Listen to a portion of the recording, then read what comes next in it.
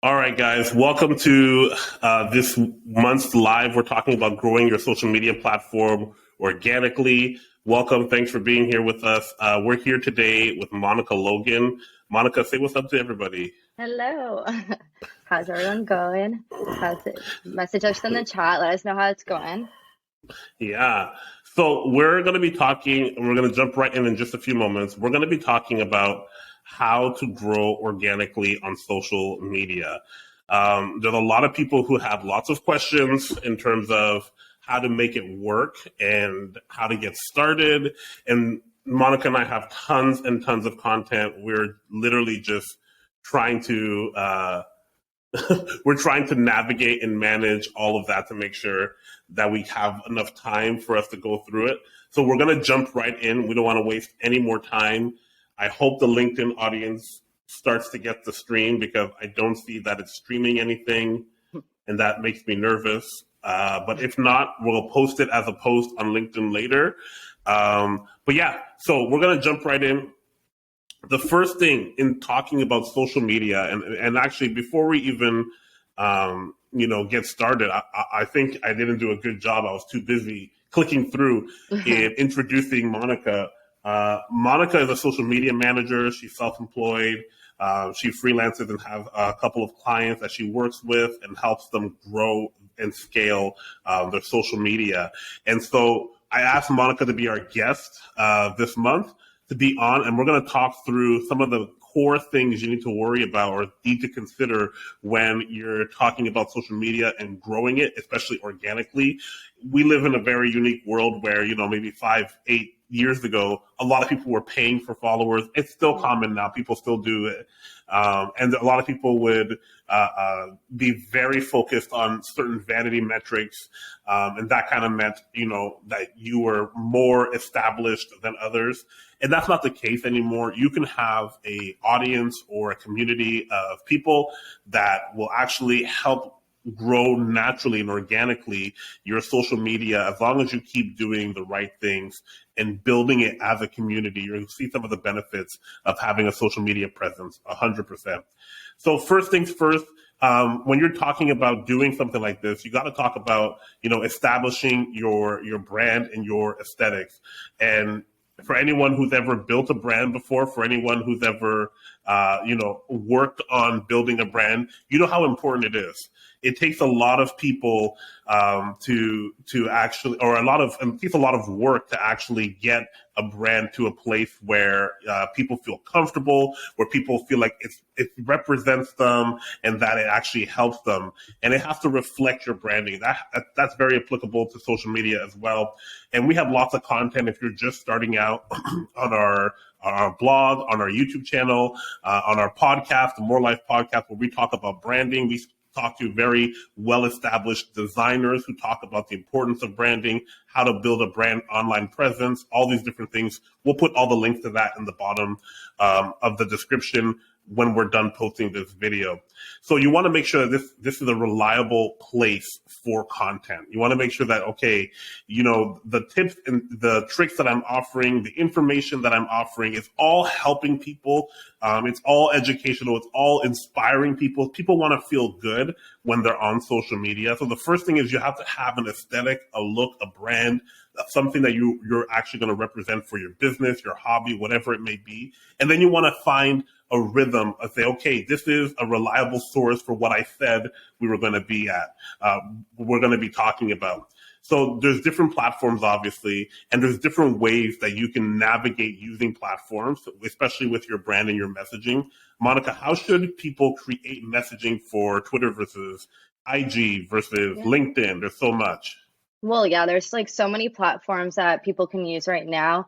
One thing I would say is speaking on like building a brand, across all the social channels you use, you want to be able to have that fluid look, and you want to be able to show a customer one platform versus another and them know that it's you, like of its branding, of its colors, of its tone.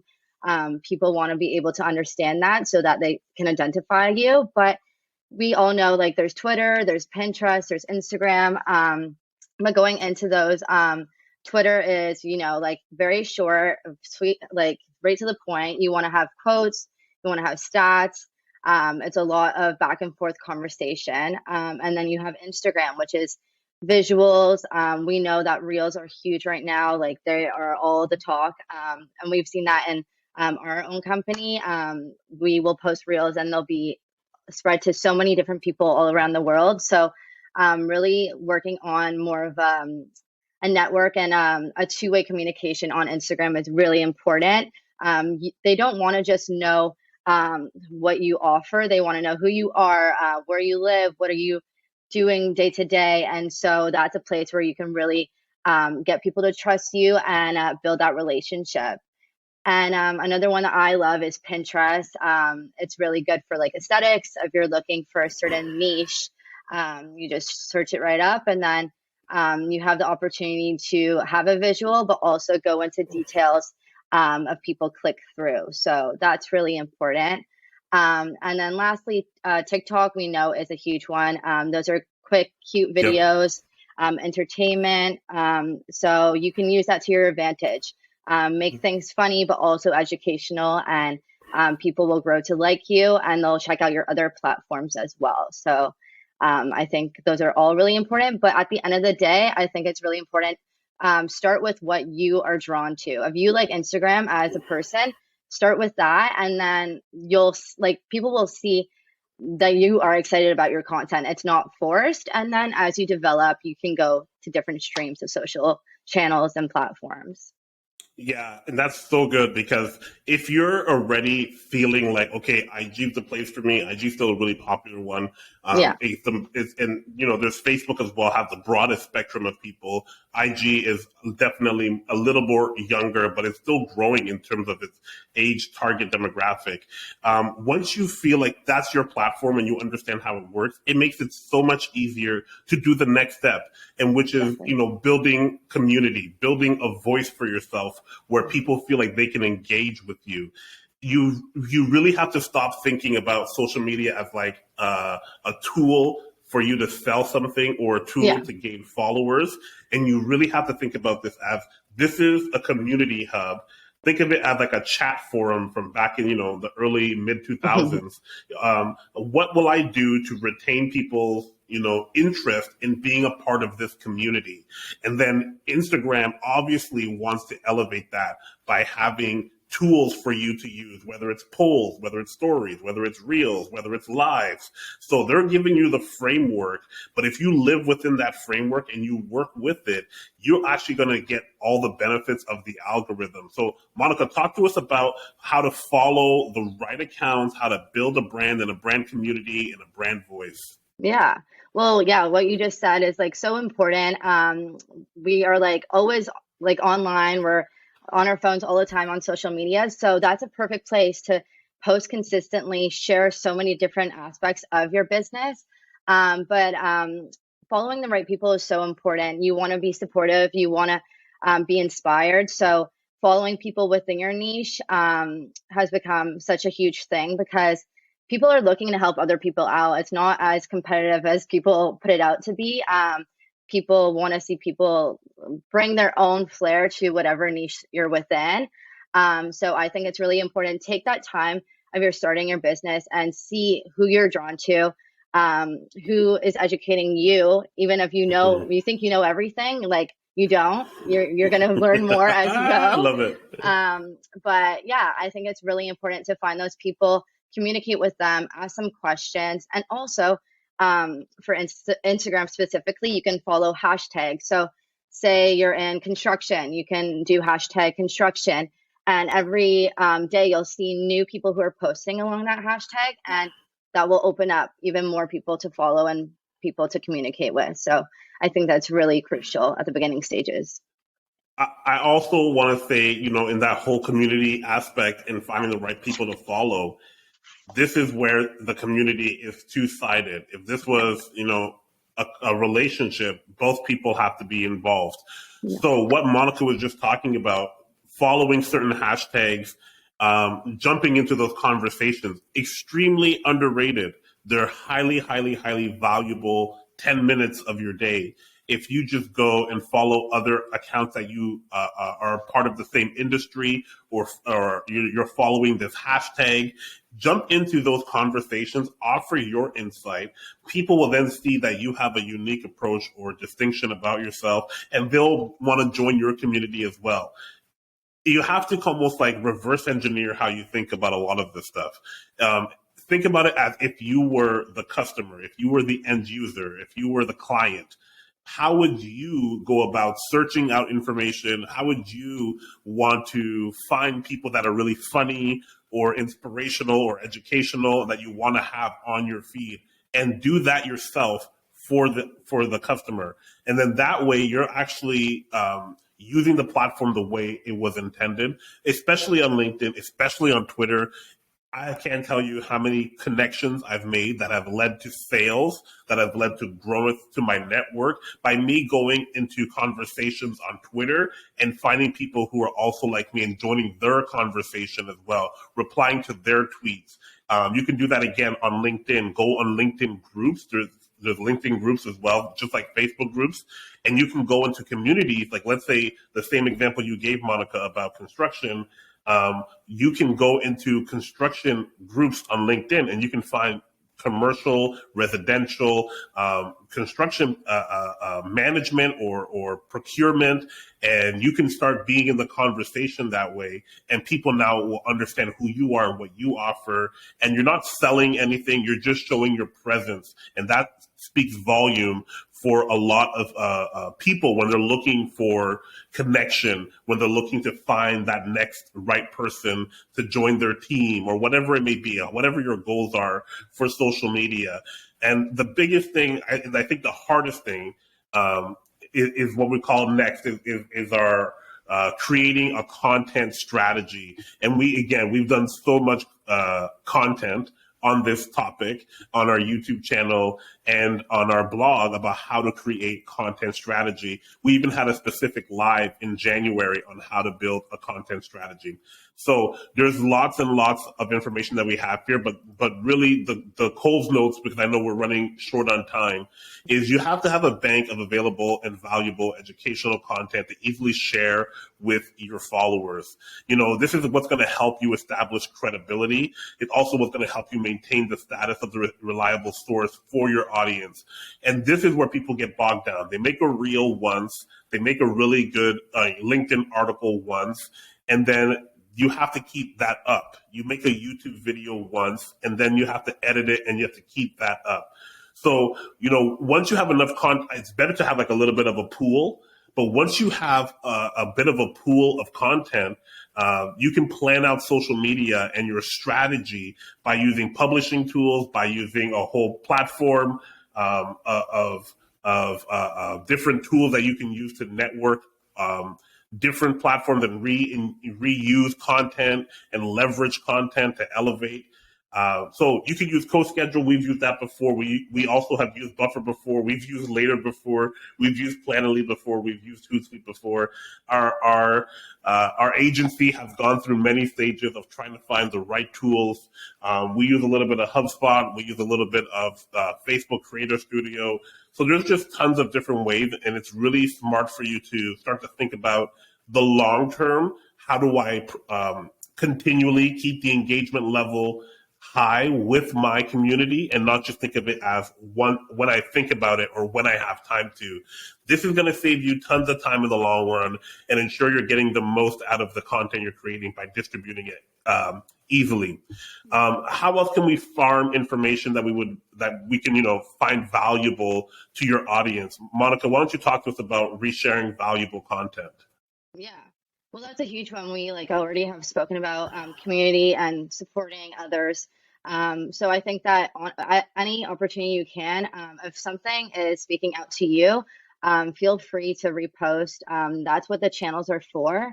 Obviously, give them credit, ask permission where it needs to be asked, and go from there. Because if they repost you, you have a whole other pool of people that have eyes on you. You have the perfect clientele because if there's someone similar to you in your field, they repost you, you have a whole new set of eyes. So I don't see any loss from that. You can comment If it's like some educational post, you can put your 2 cents in and say, okay, I think this, and that. People want to have a conversation. That's the point of social media. So I think it's important to make that part of your post. Sharing other people's content is great. It's a great way to start. Yeah, and when you do that, you actually help the algorithm do its job. And I Yeah. know people like to throw that word around, the Yeah. algorithm, um, and and really Instagram, Facebook, Meta, whatever they want to call themselves, LinkedIn, Twitter, Pinterest, they're all trying to solve a problem. They Yeah. want you to spend time on the app so they can serve you ads. That's the deal you're making. And when you do that, the way they do that is they use free tools. We are the tools. They're allowing us to use the platform to engage with these people to keep them there. They don't want people to go on LinkedIn if you're Twitter or if you're Instagram. You don't want Twitter to take your audience away. You want them to spend as much time as possible on the platform. That's how they make the money. This is the bones of the structure on how this all works. So you have to understand that the algorithm is only trying to leverage people who are using the platform in a way that's going to help Instagram. Don't ever confuse that Instagram has your best interests at Yeah. heart. They are a business for profit. They make lots and lots and lots of money. So they like when you reshare valuable content. They like Yeah. that you use information from other places and use it here instead of um, linking out and getting people to leave the platform. Yeah. So don't do things that are going to hinder that. Don't try to get people to leave and this is why at the beginning we talked about choosing your platforms wisely, Yeah. making sure you're understanding this is a place where I want to engage with people. And again, we've had multiple conversations before about how to use email marketing, how to own your own audience so you don't have to worry about an algorithm, all these different types of things. And there's value in that as well. But there's huge value in understanding what's happening when you use LinkedIn and what LinkedIn values versus what LinkedIn penalizes. Because when we reshare content from the creative partner page on LinkedIn, we get penalized if we just copy and paste a link that's shared there versus Yeah. when we create the link and create the post naturally inside of LinkedIn and we reshare content or repurpose content there. That's also going to be more beneficial, and it's going to allow the platform to help us reach as many people as possible. Okay, let's also quickly talk about platform features, Monica. How can we Yeah. use the platform features more effectively? Yeah, so all the channels are updating, so they change like every day, I feel like. But using those features to your ability, like, will honestly help you be seen by a lot of people. So Instagram, for instance, has polls, they have questions, they have multiple different things. But basically, what it does is help you social listen, which is so crucial for your own brand because you want to know what people are thinking. What are they liking about your product or your company or your service? What are they not liking? So doing those little things will they seem a little gimmicky sometimes, but honestly, they will give you that data that will let you go back, reflect, and then come back with what you know your customer wants. So even if you feel like kind of nervous about trying them, at least try them once, see what you get as a result, and then you can go from there. But I've used them before and I love them. Like polls, for instance, is like so much fun. It keeps people engaged. So find what you like and like integrate it into your content strategy. Yeah, and you know what? There's even something like LinkedIn Pulse. Yeah. I don't know how much they're leveraging it now, but you can use it almost like a aggregate for all of your like self-published documents. That's a cool feature as well that LinkedIn has. LinkedIn Live, even though it's Yeah. not working for us today, LinkedIn holler at me. I don't know why. That's a new feature that they have.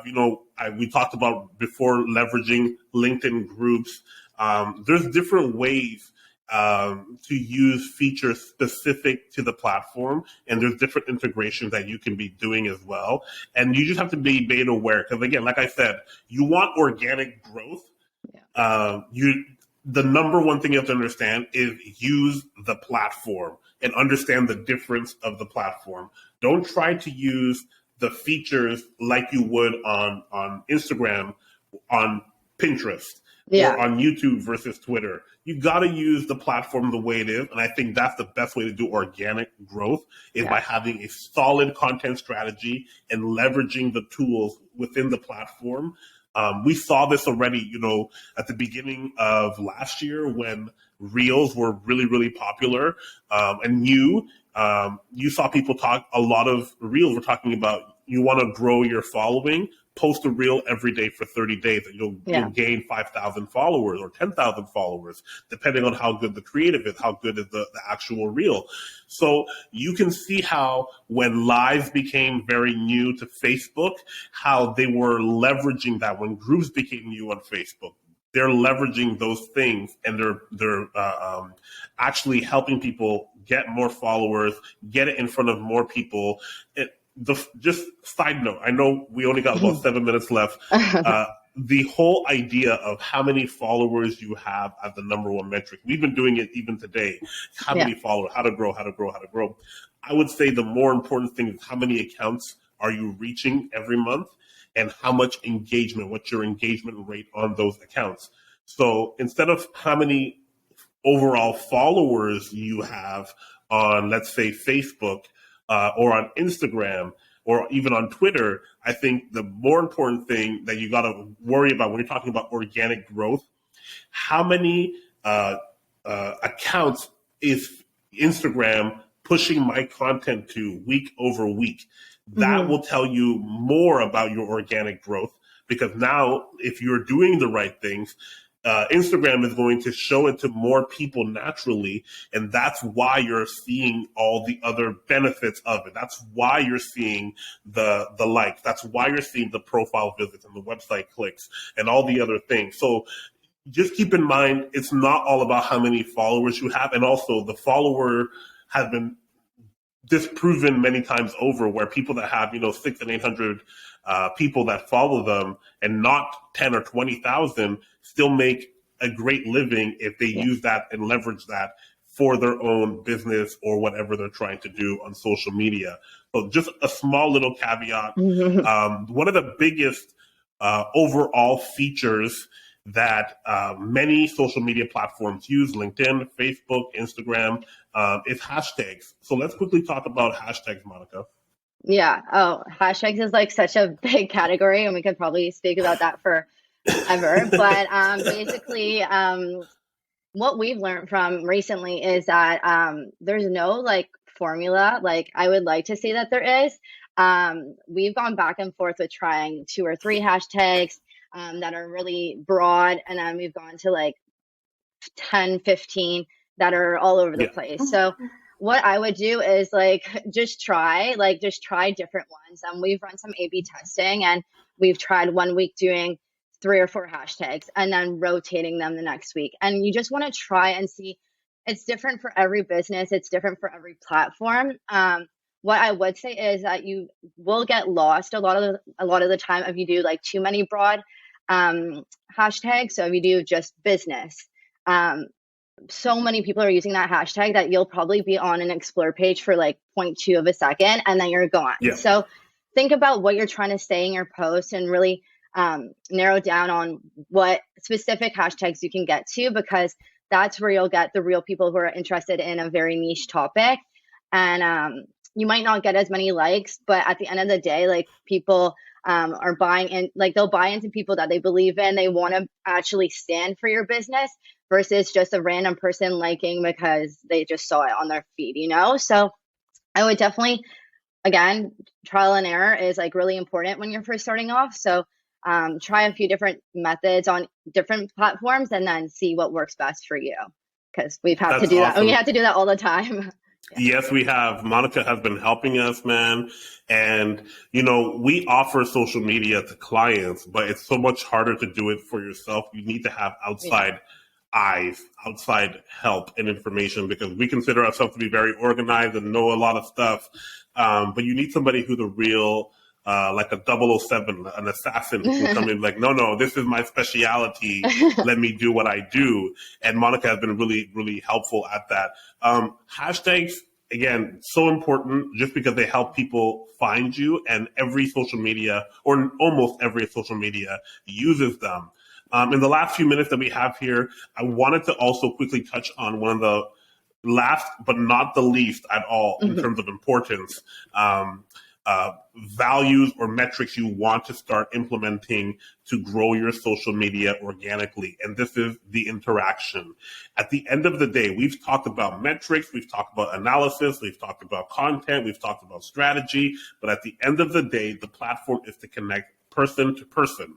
Yeah. And how you engage and how you connect with them is very important. So you want to make sure that you're facilitating a correspondence that, will increasingly help people be favorable to what you're talking about or what you're promoting or what conversation you're trying to have, so much that they'll be more and more inclined to be a part of your network.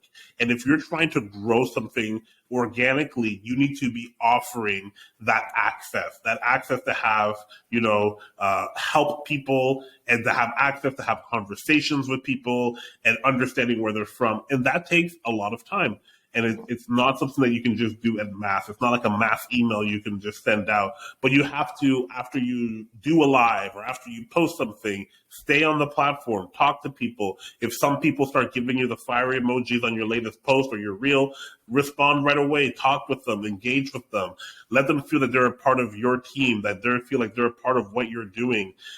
These steps are going to help you lay the groundwork for growing your social media following organically, not with paid bots, not with, tricks and schemes. This is straight up good content, good visuals, and a good strategy to help you actually grow this. So over time, you're going to start to see your accounts grow and your thought leadership presence expand. So this has been a great live. I'm so happy that you were here, Monica. We're going to put your email address and maybe your IG handle in the description when we post this video. Anything else you think we missed before we say goodbye? No, just basically be consistent. Like, find what you like to do, find your strength, and then just keep posting. You'll figure out what works at the end of the day. So, yeah. Awesome. All right, guys. So do me a favor, hit a like on this video, subscribe, share, do all of those things. And you can rewatch it as well. We're going to be posting it. We'll have all the description stuff inside there. And you can go to creativepartner.ca. You'll find tons of our content. You'll find our blog there. You'll find our YouTube channel there. And you'll even find our podcast there, where you can get tons of resources to help you on your journey on growing your social media platform organically.